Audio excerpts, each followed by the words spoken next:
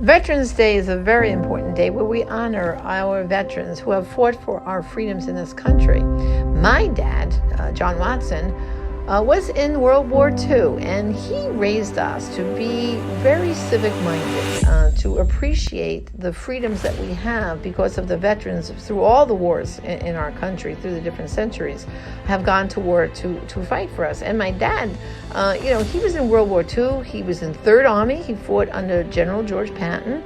My father talks about marching as a foot soldier from the south of France all the way up to the Battle of the Bulge. And as a matter of fact, my father volunteered for service. He was an only child, and his father had abandoned him and his mother when he was a small child. So basically, he was a single parent. His mom raised him as a single parent, him and his grandmother.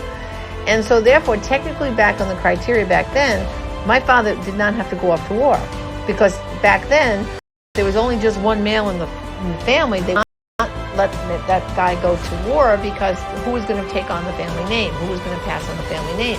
But in my dad's case, he wanted to serve. So he volunteered at 17, and my father turned 18 in boot camp, where he was getting on board a transport to go over to Europe. So imagine, back then, these guys that we hear about Pearl Harbor, we hear about the Battle of the Bulge, these were young guys, like brothers and sisters. Just look at the guys that they were seniors in high school.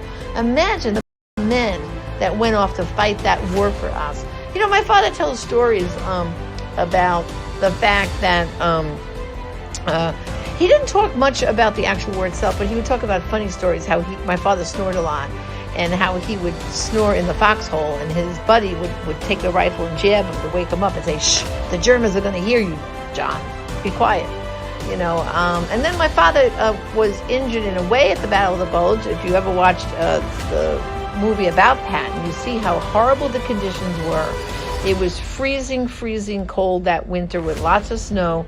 And by then, these guys had been using the same pair of army boots, marching these guys were over there for a year or two. Imagine, 2 years of your life, marching through a country with a rifle. I mean, my father was in the infantry division.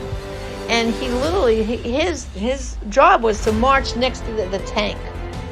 March next to a tank, imagine that. And my father got frozen feet at the Battle of Bulge. At the end of that battle, he was, considered injured. So he was airlifted over to England, where they had to cut the boots off his feet. He was lucky that his feet did not get amputated. They were able to save his feet. But my father, I always remember him. He always wore a limp. Walked with a limp. And he was a bank manager. And back then, boy, you wore a business suit, you wore dress shoes. And my father used to hate the squeezing his feet into those dress shoes, because they still hurt his feet so much from having those frozen feet. But the things my dad, and I'm sure many of our veterans that you'll see pictured here, along with my dad, they taught us how important it is to be an American and to have the freedoms we have here in this country.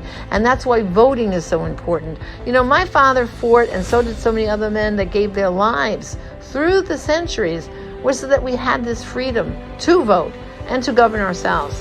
And so on this Veterans Day, I hope we as Americans will pause and thank a veteran, thank someone who's in active duty. Whenever I see, and I travel a lot, whenever I see military people, I go up to them and thank them for their service.